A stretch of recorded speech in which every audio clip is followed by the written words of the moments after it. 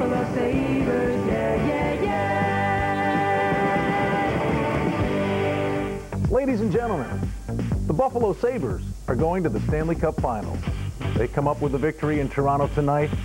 The Leafs threw the sink at them this evening, and the Sabres just fought them off. Mike, this was one heck of a team effort again tonight. And this is a team right now, and and we talked about it in the pregame show. Watch how they react.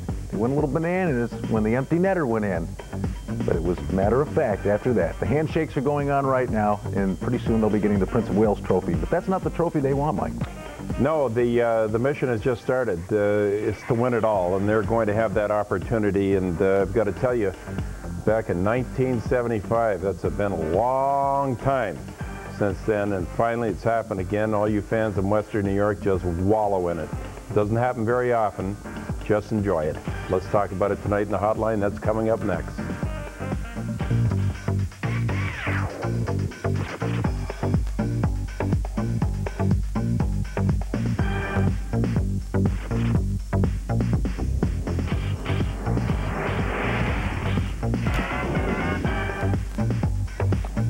Hi, everyone. Welcome to the Labatt Hockey Hotline. Brian Blessing, Mike Robitaille, and the Sabres are the champions of the Eastern Conference. They will take on either Colorado or Dallas.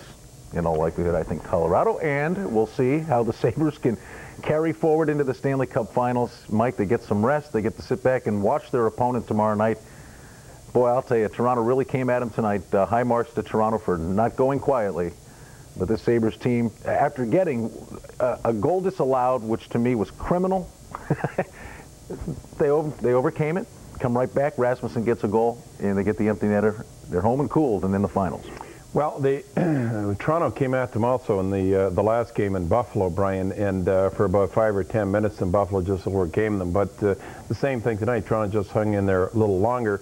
Buffalo drew back at some points and played very defensive-minded. I'm a little surprised they didn't really press that defense, but before the game was over and going into that series, you knew the Toronto defense had to be pressed and they would make mistakes, and sure enough, they continue to make mistakes tonight.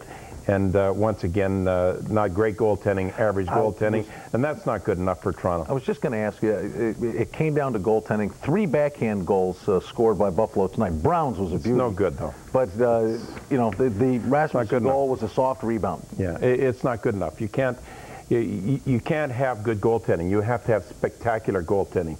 And for Buffalo to go into the next round, if they expect to win the Stanley Cup, good or average doesn't count. It's going to have to be spectacular. Hasek's going to be at his very best.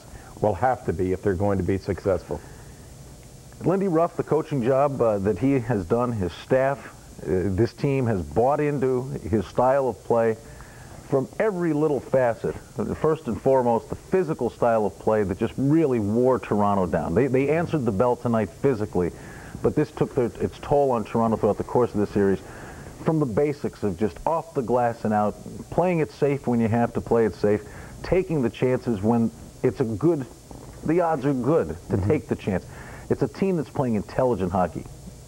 Well, we have very strongly, both of us, and supported Lindy Ruff and supported the management of this hockey club for good reason. I think one of the joys probably is watch those people scramble right now and try to figure out a reason why they didn't earlier, but Lindy has done a terrific job. One of the fine young minds in this game as far as coaching is concerned, and Darcy Regier was patient when people were all over him, yelling at him and everything else. They had a plan, they followed a plan, and they're winners because of it. Everyone shares in this entire organization from the top on down, and you're right on the mark. I was just going to ask you about Regier, because when you get in the teeth of the playoffs now and you're just watching what's going on the ice all year long, you kind of stood by him and you said you're being patient. Everybody was clamoring for something to happen. He remained patient, and on trade deadline day in March, the 2 teams that helped themselves the most were the Detroit Red Wings and the Buffalo Sabres. And the question we asked that day was, at what cost did Detroit make all those moves? And what would happen if they didn't win their 3rd consecutive cup? They're long gone, possibly have mortgaged their future. 3 trades, And all three of these guys have been very big. In particular, Barnes has come to life in this series. And Rhett Warrener's play has been so infectious in terms of the physical nature of what this team does on a nightly basis now. Darcy Regier deserves very high marks. Brian, I understand what the Wings did, and that can be acceptable. I mean, you know, if that type of money is there to make those type of moves, you go for it. But that isn't necessarily the case here. They had to find a way to be successful with a lot less money. Please appreciate that, fans. I mean, this is not easy. I mean, the easy way is just to go out and spend money and go out and buy great hockey players and hope you pick up the right players. Now, Buffalo, here they are proving to the whole world they're one of the strongest teams in the NHL. And guess what? You think this team is strong?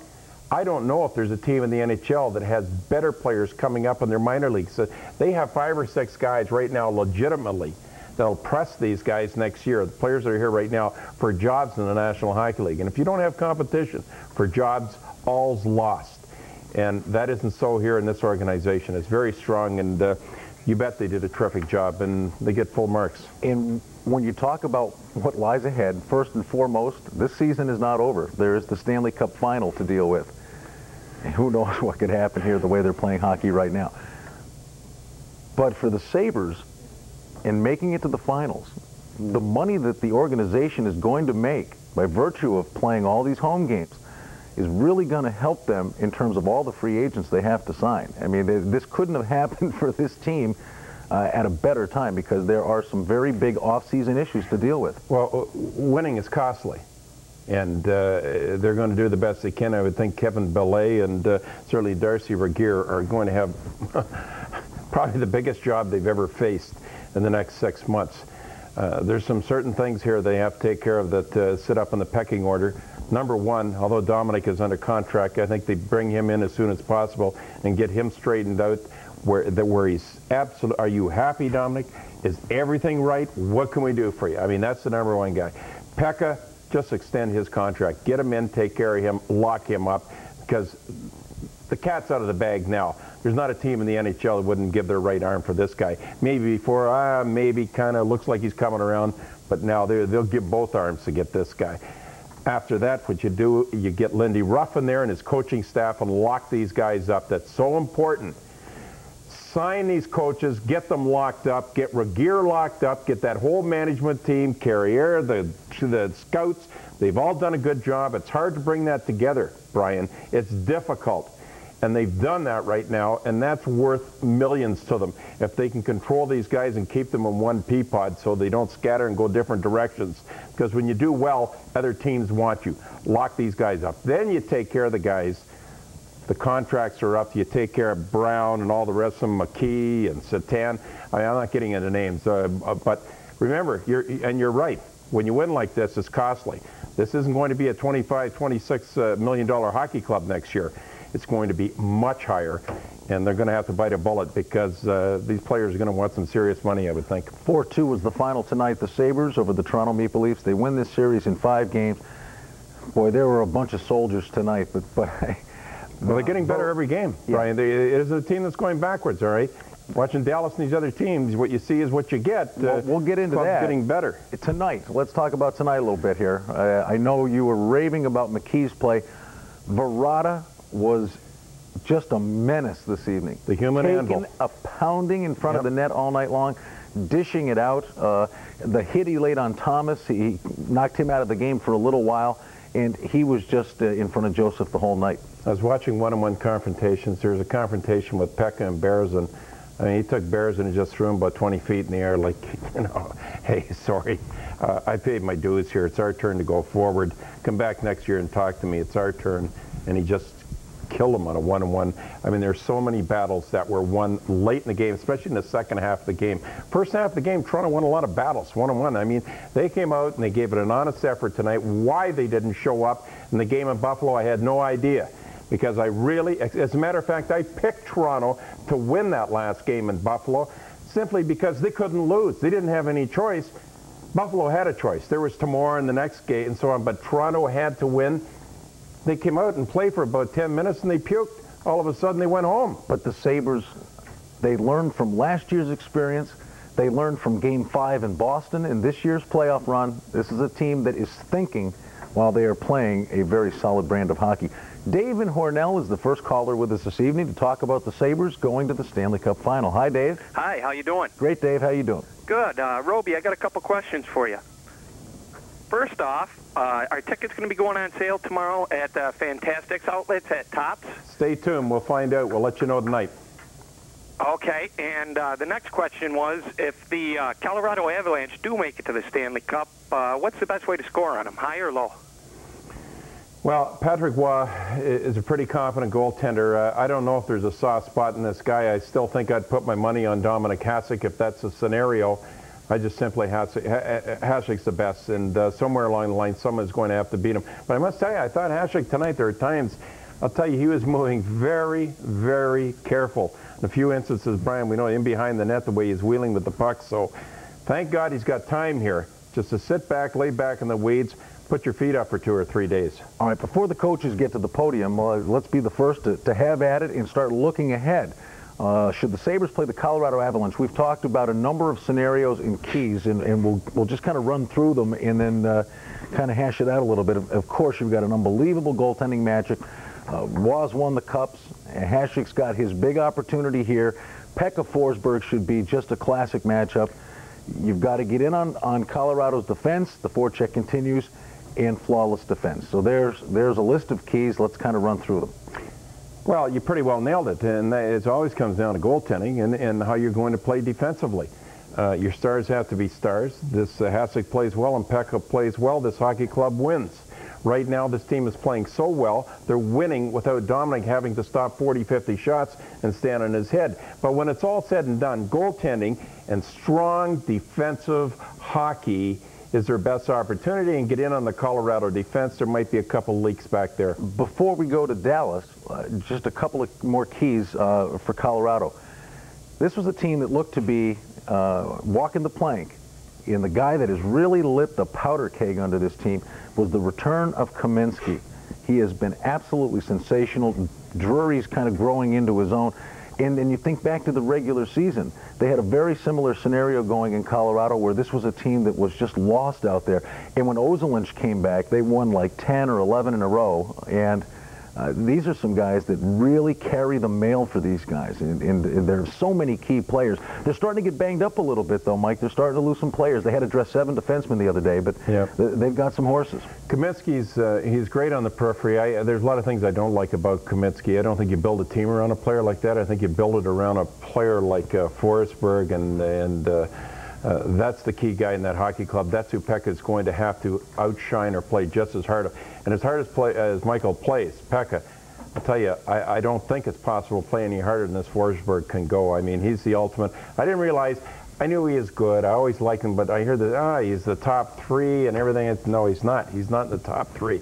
Well, you know what? After really studying him carefully, he just might be. He's a bulldog out there. He's a Verrata with talent. Oh, tons of talent. All right, Colorado's been my pick to win the Stanley Cup all year long. Hopefully, I'll be wrong about that selection.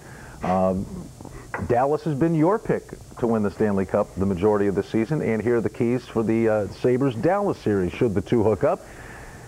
Contain the stars. And that being said, there are a ton of stars on Dallas. You go right on down the line, but Modano, Hull, Nieuwendyk are the ones that stand out. And then the defense, they're stars as well. And they have a very active defense. Special teams are huge. And the goaltending, Belfour, had been really strong, but got lit up like a powder keg yesterday. Well, first of all, you start with goaltending, all right? That's always the key issue. Then after that, you've got to contain, probably you got Nieuwendyk, and then the fast shuffle, and then you got to deal the next shift, and Modano's coming out, stuffing it down your throat. Their defense is very, very active. So Buffalo, and I'm sure they'll have a good game plan if they play Dallas as far as containing that Dallas defense. They're active, they move up on the play.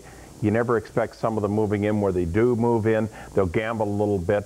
Very good power play, all kinds of talent to kill you on the power play.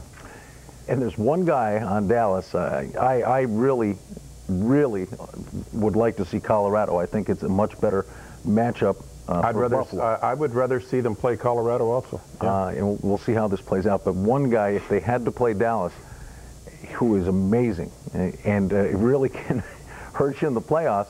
He's not flashy, but he's there night in, night out, and that is Guy Carbonneau. He can put it in the net on you, but he can really be a thorn in your side when you're trying to put the puck in their net. Well, it's so important to have players like that. It's so important for Colorado to have good defensive players like Hunter and so on. So it's a great relief for the coaching staff to be able to look down the bench and have Carbonneau late in the game when it really counts. You just tap him on the shoulder. You go out and say, take care of this guy out there. He's still good out there. He's still a horse. They can still get a good 12 to 15 minutes from him and where he can really hustle and do some damage defensively. So I don't want to get off on this tangent about offense here. I'm not concerned about offense. Don't get excited about offense. It's the team that plays well defensively and the better goaltender. There's the two key issues. And no matter whether they play Dallas or whether they play Colorado, it's going to be defense and goaltending, period. Everything else is cannon fodder after that. You don't want to get caught up in the moment. This team, if they play the way they played, Game 4 here in Buffalo was just a magnificent effort. And actually to the point where you're giving it that second thought going, this could actually happen. And then as you got closer to this, without looking past what had to be done tonight, you started thinking about it again. He's not healthy. But somebody, be it Colorado or Dallas, has to beat Dominik Hasek 4 times. That's a pretty daunting task. It's an awful lot to ask, isn't it? I mean, certainly it can be done, and it's been done in the past by lesser teams than the team he's going to be facing in the next round. And I'm just concerned. I'd love to see Dominik go in here at 100%, and the way he's moving, I think he's just playing on guts and guile right now, and he's not quite the goaltender he was. But listen, he's going to get some time to sit back and just relax a little bit, and that could make all the difference in the world. All right, it is the Labatt Hockey Hotline. The Buffalo Sabres beat Toronto in 5 games. They are the Eastern Conference champs. They're going to the Stanley Cup Finals. We're going to show you the scoring summary. When we come back, stick around.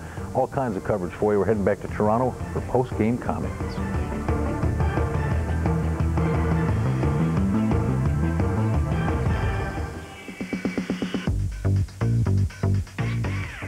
All right, the Sabres off to the Stanley Cup Finals, the Labatt Hockey Hotline. Brian Blessing, Mike Robitaille in the Empire Studios. Hey, we can field your questions also via email, and you can get hold of us at hockeyhotline@empiresports.com. A reminder, though, you have to do everything in lower cases, but we'd love to get you via the email as well. One of the treats of this show, we get calls from all across North America, and a loyal caller that we've heard from a number of times this season is joining us now from Chicago. This is Dean. Hi, Dean. Dean, you there? All right, well. Very loyal. Dean is loyal. His phone doesn't work. Slept you the 9 of hearts. All right, let's talk about what the Sabres... Listen, one thing I want to point out, Brian, just say, excuse me. I just... Why am I saying excuse me? Just trample me. Just sit there, I want to tell you something. I have written down here. John Muckler has to feel like $1 million tonight. What a job he's done. He put a great hockey club together, and just don't underplay what he's done for this organization under very difficult times. Restricted payroll, which was very difficult. Darcy Regier stepped in. And you know what? Darcy didn't screw it up, and it's easy to screw it up, and he didn't do that. Darcy was very patient. He just kind of worked, cultivated what he had there, and improved upon it. Gets full marks. Muckler full marks.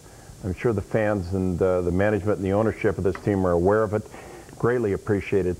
And to be honest with you, I've been around this game a lot of years, and I don't think I can remember of too many individuals in this game that has done as much, with as little money, to put this team on the map, as much as John Muckler did under some very, very difficult times.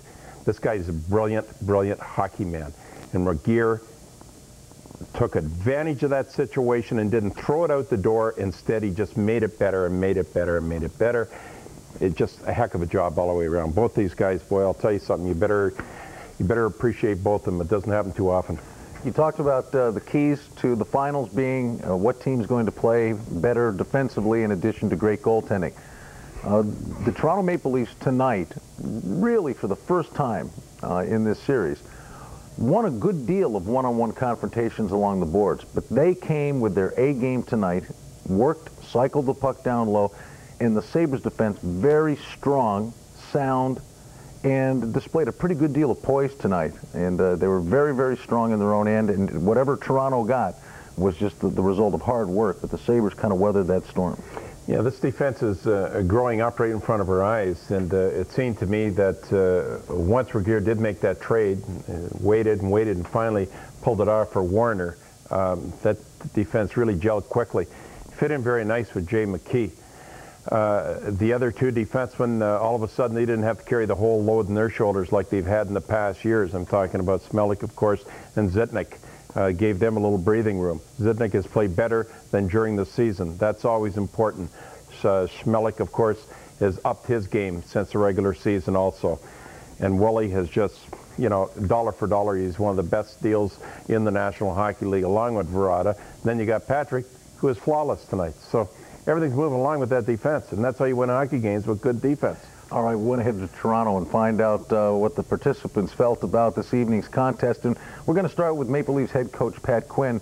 And Quinn felt that his team kind of got a little bit sluggish in Game 3. Let's see his comments.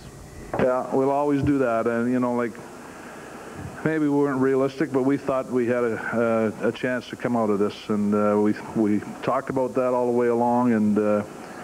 And somewhere in Game 3, when we tossed that puck away and we ended up losing that game with an empty netter, 3-2, we suddenly, like I say, we didn't bounce back in Game 4. And I don't know if we hit the wall. I don't know exactly what happened there, but all the way along we believed we could make it.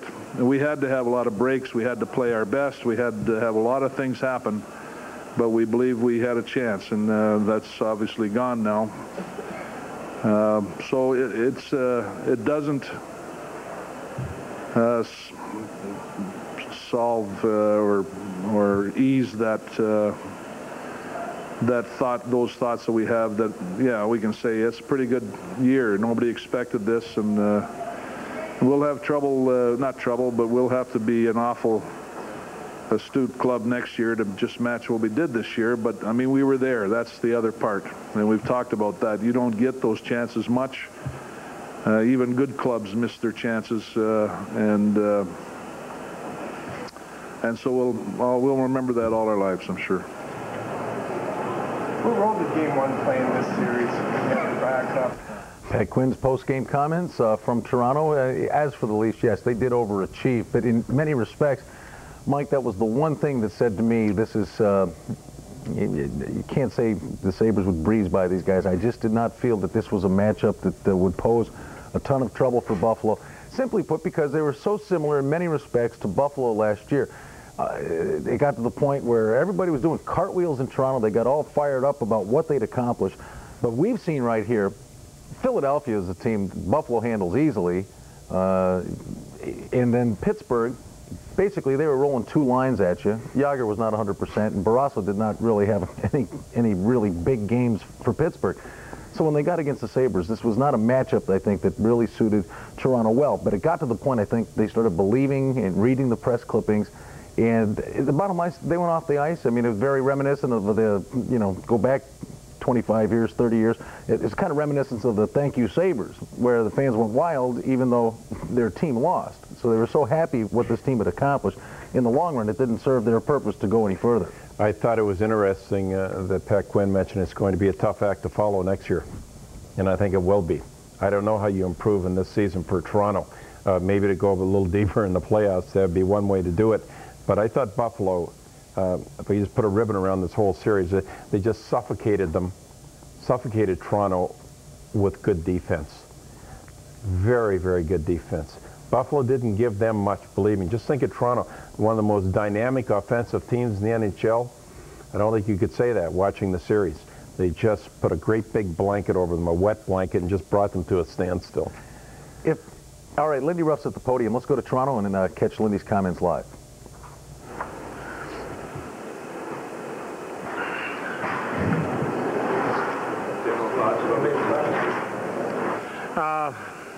You know, obviously the thoughts, you know, Toronto gave us our best game tonight. You know, the game could have went either way. it was a seesaw battle, but once again we persevered, and we had a kid like Rasmussen score the game-winning goal for us, which just showed the goal scoring by committee. Can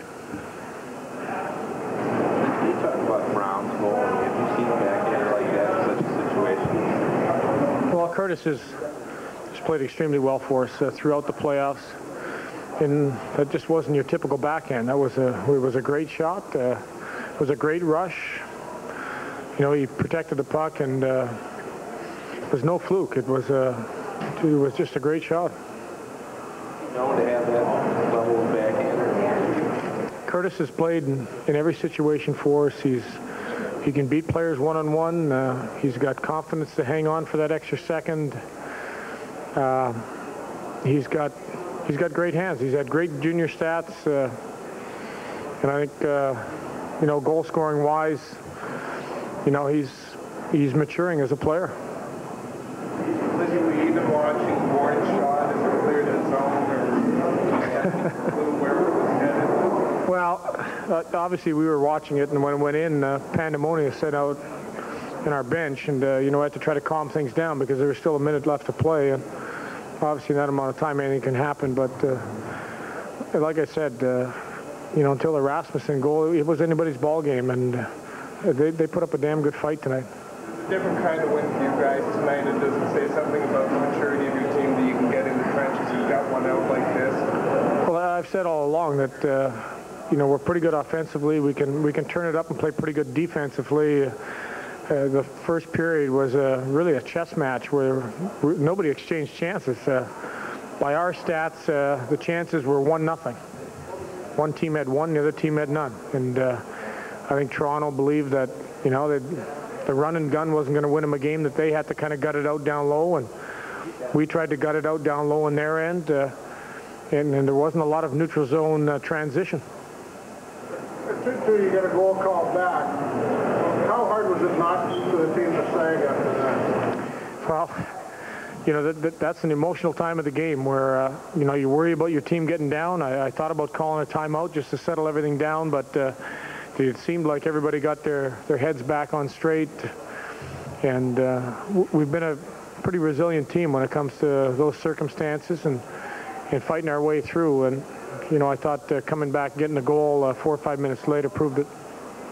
Pat said his team was out of gas in the end. Yours looked like he didn't exactly have a full tank tonight. How important is getting the series over now to have a recovery time for the puck? Well, I think it's important for our team. Obviously, it's been a tough series. You can say it only went 5 games, but our team gave everything they had in games 3 and 4. I asked them to, put it to the wall. The finesse players to play physical. The physical players had to chip in and try to score some goals.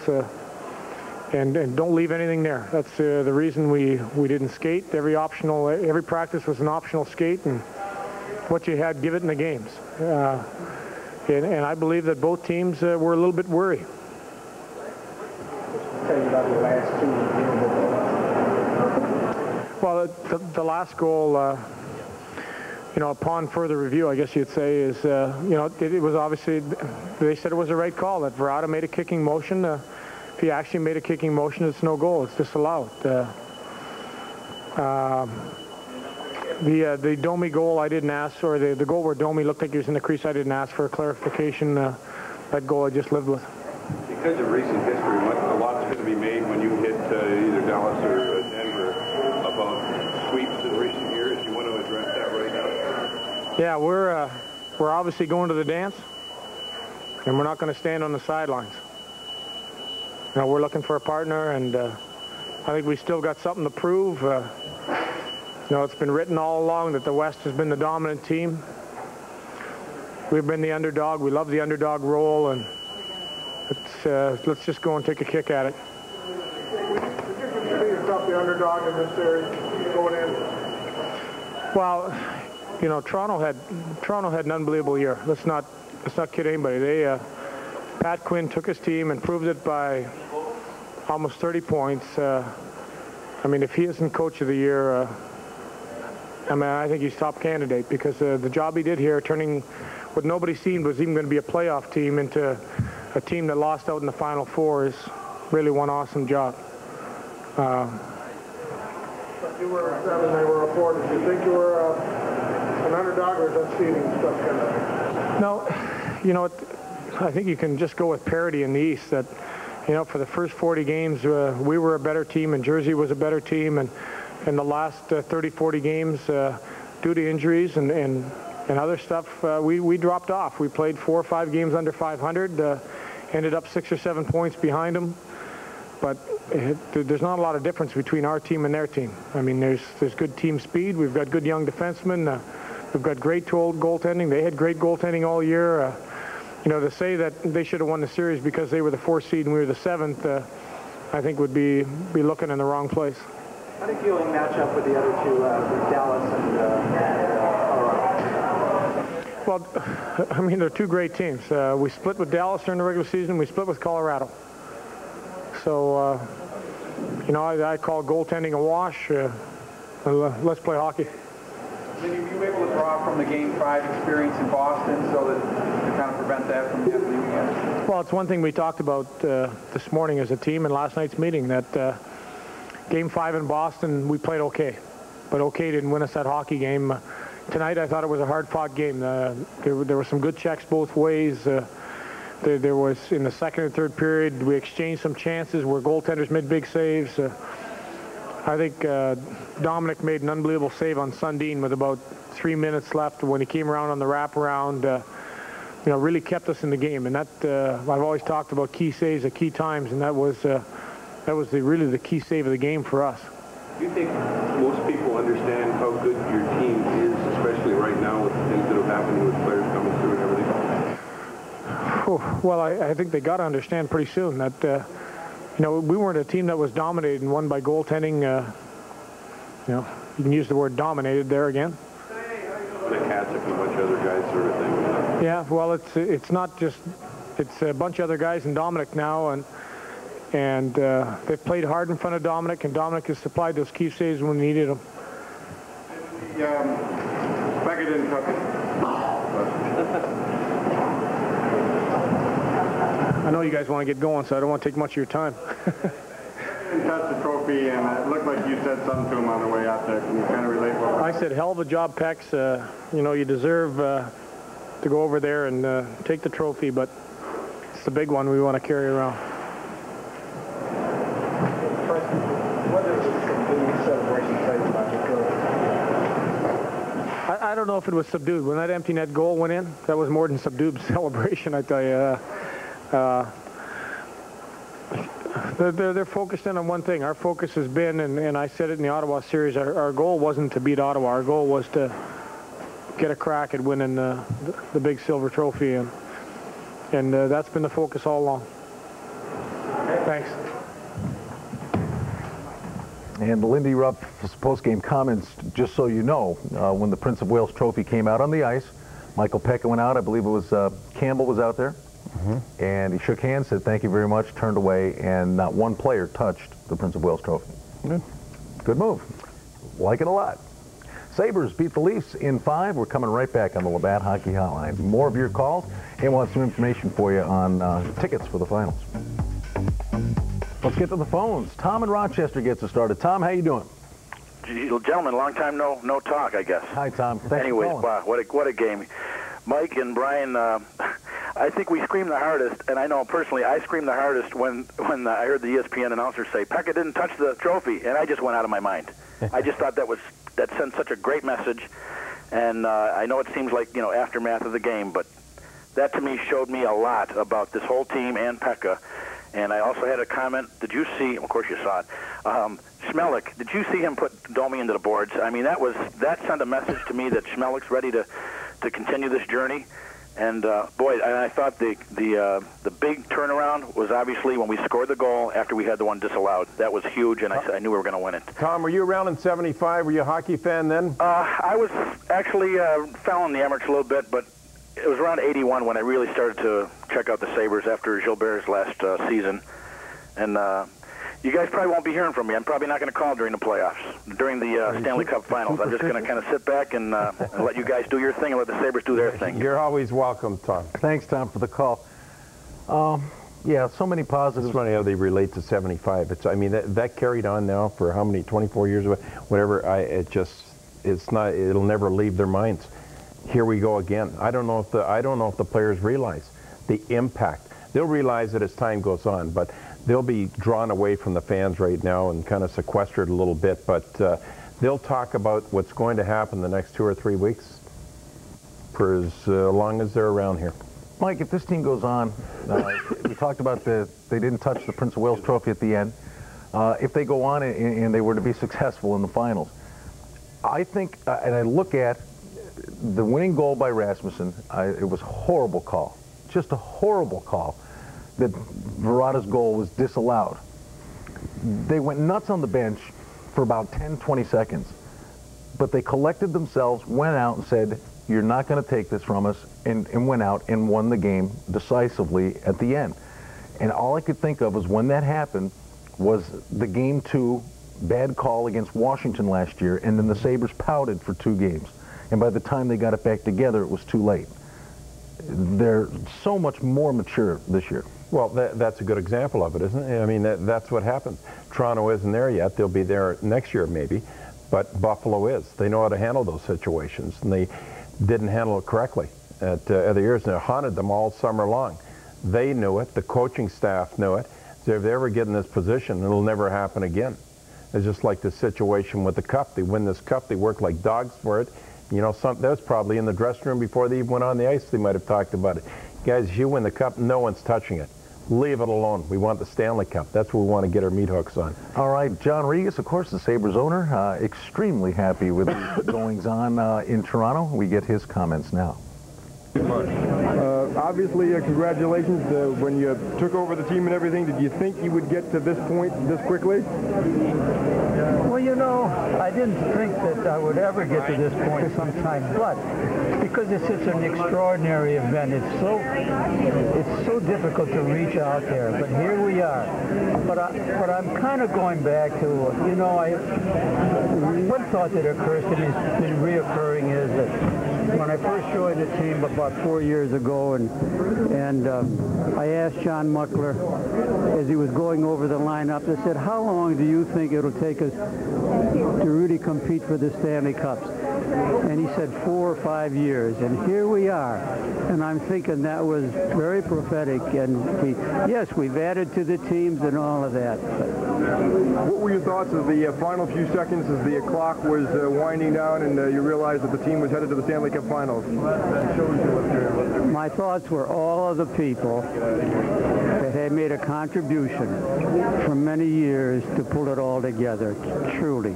You know, and I won't go through all the details, but there were bits and pieces that came through from management, ownership, you know, and the people that keep, and then what happens in the trades that Darcy made at the end, and when it all put together, so I'm thinking about how important they were to all this puzzle and equation. So, but beyond that, I'm also thinking, really and truly, as important it is for the team, as important it is for the coaching, I really believe in my heart that the fans of Buffalo, it's what all about, and the people of Western New York, and I'm so happy for them. And still 1 step to go. 1 step to go.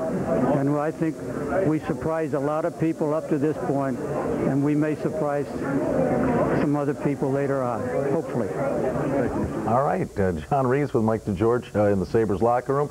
And joining us on the line now is Vice President of Administration for the Buffalo Sabres, Ron Bertovich, with some ticket information. Ron, first and foremost, congratulations. The organization has to be doing cartwheels tonight, and now it's time to look ahead to the finals. Yeah, you know, thank you very much, Brian and Mike. You know, the spotlight of the sporting world is going to be on 2 cities for the next several weeks, and one of those cities is going to be Buffalo, New York. And it's a great, great opportunity for all of us to enjoy it and work hard and see what happens. They say you have to be in it to win it, and these folks here work so hard. And but if you're in the locker room now, they still know there's another round to go, and I think that's a great feeling to have. The fans can't wait, Ron. How about some ticket information? That was the first call we got tonight. Well, I can tell you that we're going to put approximately 2,000 tickets per game on sale starting at 9 a.m. tomorrow. And it's all the regular ticket outlets, the box office, the Sam the Record Man in Canada, all the top stores. and we're going to limit everyone to 4 tickets for any one game. We want to spread these tickets out as far as we can and let as many people as possible enjoy the finals. A lot of people, have waited a long time for this. So obviously we took care of our season ticket holders first. They made a commitment, and also we're going to hold some tickets out for anyone who signs up for season tickets over the next few days. So there's some incentive to do that also.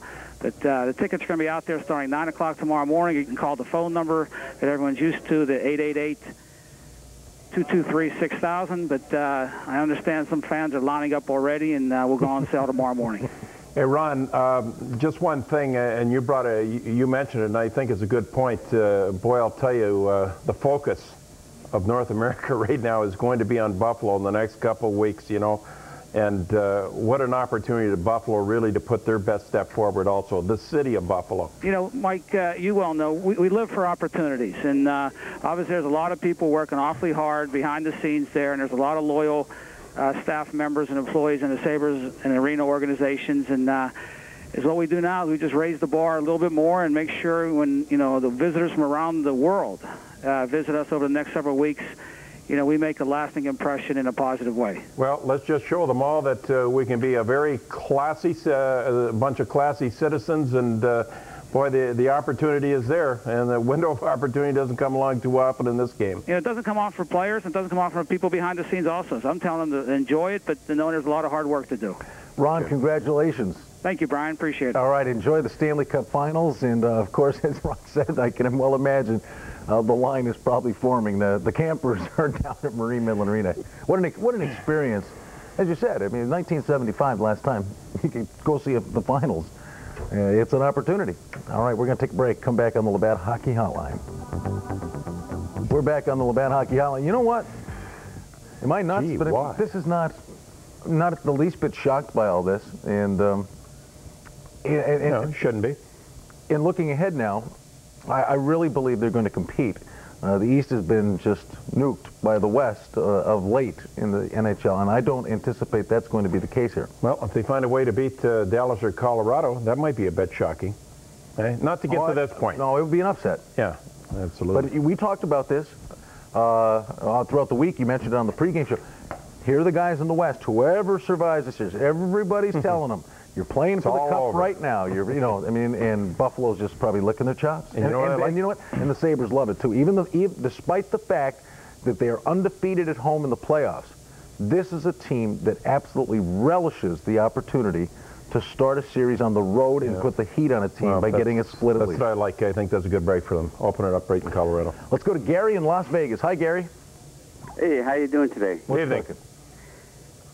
You pretty much answered my question about who would you prefer to see the Buffalo play, and it was Colorado. And what do you think, Gary? Oh, I agree. I think it would be Colorado would be the better matchup. I'm pretty much read the stats on Colorado playing Buffalo, but I really think that the constant perseverance, the constant floor checking, and the killer instinct and leave no survivals is the way that Buffalo could win, and it doesn't matter who they play.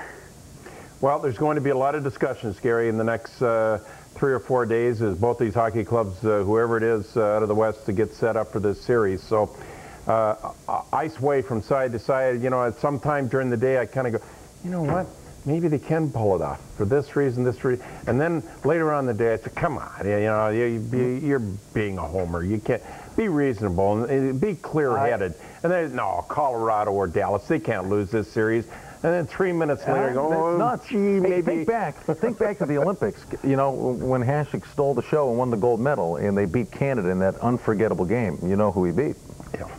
Patrick Waugh. So we'll see if that plays out, if the Avalanche are indeed the team. Neil in Williamsville, how you doing? Boys, I tell you what, I can't deny that me and my friends are we've been on the Canadian side, but Okay, Neil's happy, I think. For another one. Labatt Hockey Hotline. We'll be right back. Hope you're not driving tonight. As we go to break, we have a Xerox Fast Fact for you, and here it comes. On this date in 1987. Yari Curry of the Edmonton Oilers scored the Stanley Cup winning goal in Game 7 versus the Flyers. That win marked the 3rd time in 4 seasons that the Oilers got to hoist Lord Stanley's Cup. Going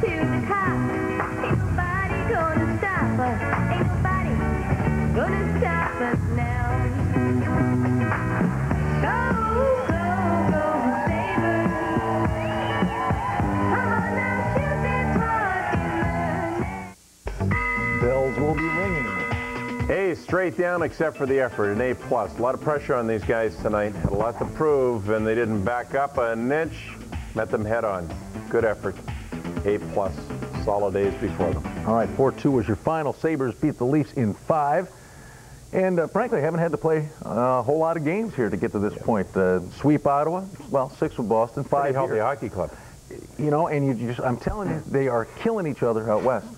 Fans, I just want, please enjoy this. I don't have to tell you. All right, you know how many years it's been. You know, since 1975. Little kids have heard stories. Grandpa tells us, hey, is there 75? The French Connection. I graduated high school that year. Right? That's a long time ago. Roll in this, revel in it, be decent about it, be good sports, and let's just hope to give an honest effort. They're playing whoever they play against. And you got traded that year. That's right. That's the reason they went to the final. Hey, but just in case. All right, let's go. Some of the things that happened the last time the Sabres went to the finals. Well, the Vietnam War ended.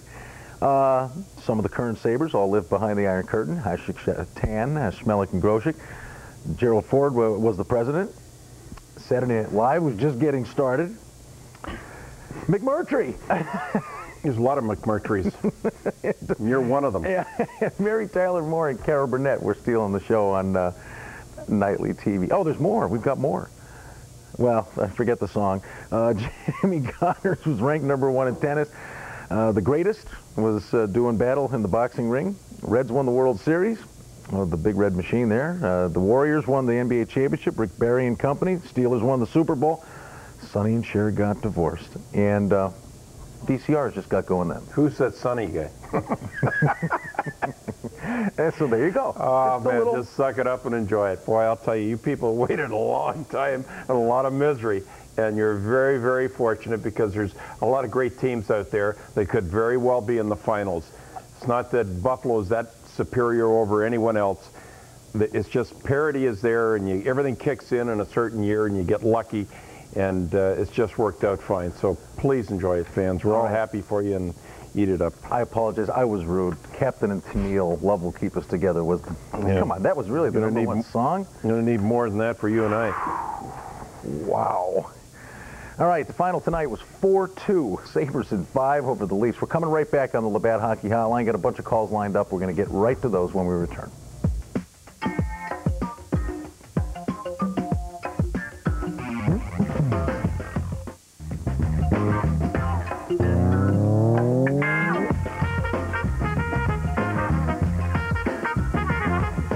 Many stars tonight, but we've chosen 3. Who are they? Tell them, let's take a look. McKee's in there, isn't he? Pop it up. Oh, yeah. Yes, sir.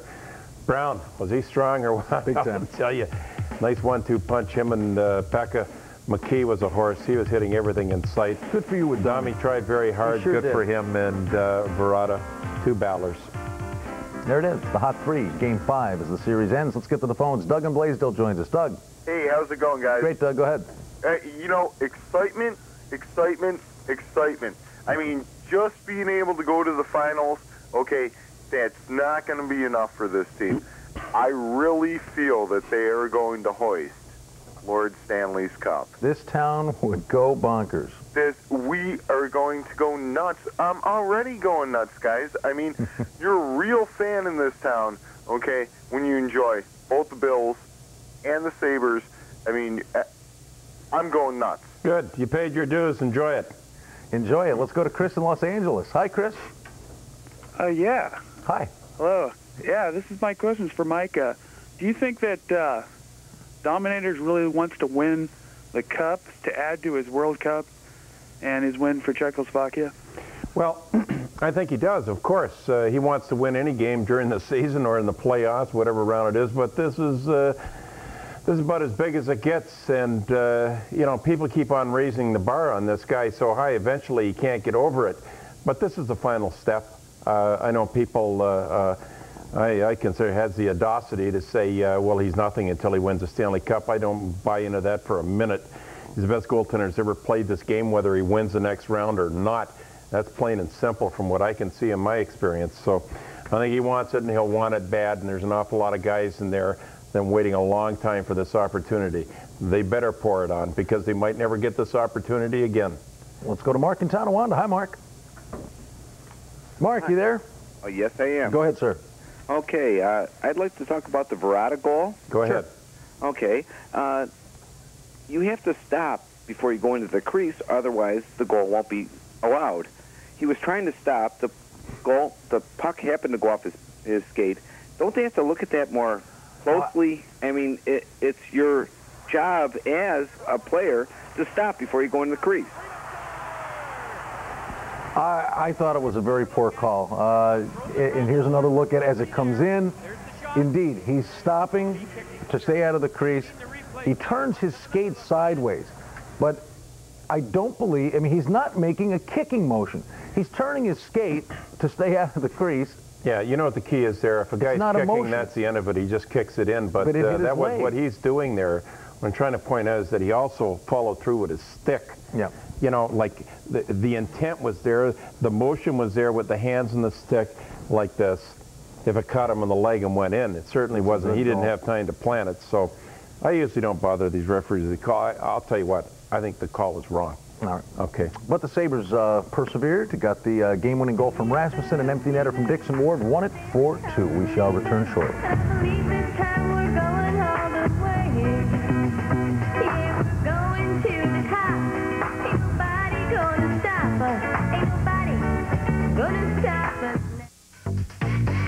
We're back on the Labatt Hockey Hotline, and Ron in Buffalo joins us now. Hi, Ron.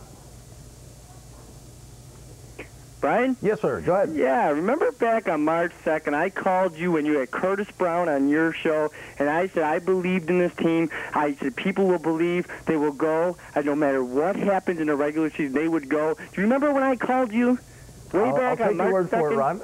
He's talked about it often, Ron. Yeah, well, I mean, I believe in this team, and they're going to beat whoever they play. We ain't just happy to get there, and I hope these fans realize what we got in front of us. And for this is unbelievable. I don't know how to act. I don't know how to feel. I'm like so in awe. When I saw that puck on the empty net, I lost my feet. I fell to the ground. And all these non-Hasek believing, all these people, they forget them. The real fans believed. And like I told Curtis Brown and you that night, you just got to believe, and we're going to do it. We're going to hoist the cup. And this is just going to be great. And this is just for everybody. You sound like you believe. Ron, it should be fun watching all these people, these doomsayers want to get rid of Lindy Ruff and Darcy Regier and watch them scramble for the next couple days. Now what do you do? Are they boxing in a corner or what? Greg in Buffalo's next. Hi, Greg. Hey, guys, what's up? With those Sabres, the Sabres! We're having a good time here in Just the beginning, Greg. I know. Well, listen, this is everybody's talking about Colorado and the Buffalo matchup. What if the Stars win? Now look at the matchup between Balfour and Hasek when they used to be teammates, and Balfour always considered Hasek a backup. Now, wouldn't that be like more of a grudge thing? And if Hasek could pull it off, that maybe that much more of a, you know? I think Hasek's gone, has far surpassed anything Balfour has done. I think that's a moot point now. It's not even an issue. Behave yourself, Greg. We'll go over there and put a nipple on your bottle. We'll be right back. Hey, just in case you didn't know, the Sabres are going to the Stanley Cup Final. No kidding. I just thought I'd let you know. Good. Nerl Flynn died, too. Let's go to Leo in Governor, New York. Hi, Leo. Hey, how you doing, guys? Good, sir. You?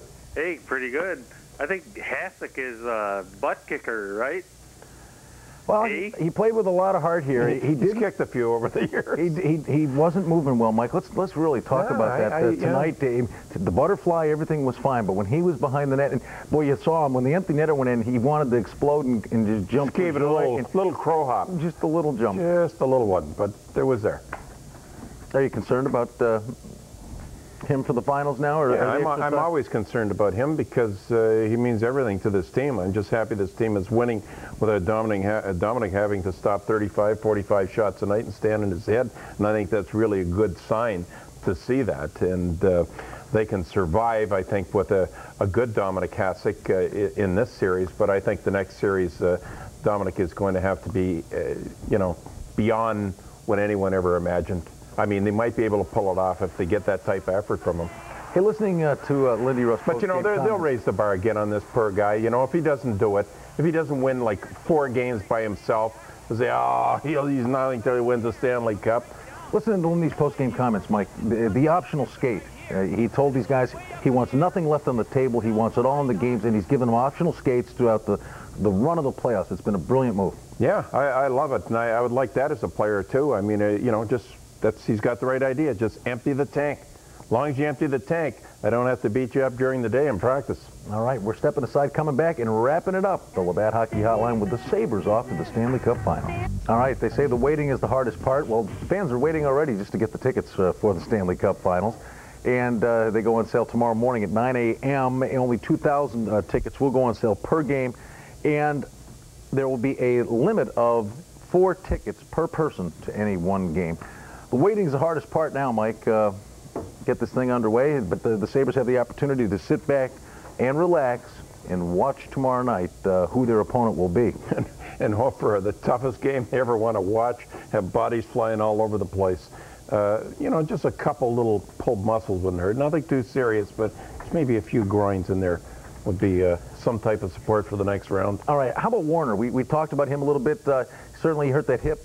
It looked like the other night he was hurting a little bit, and tonight, do you think that he's still playing a little bit? Yeah, I think he's careful. I watched him a few times. He had an opportunity to pop a few guys on his bad side, and he pulled up a little bit, but there's ways to counteract that.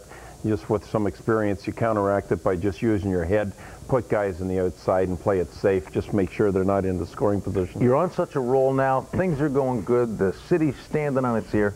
How do you channel your emotions? They've done a great job to this point. Yeah, try to get them away from this hubbub right now. Take these people and just sequester them, keep them away from them. They'll start believing their press clippings. We'll see you soon in the Stanley Cup Final.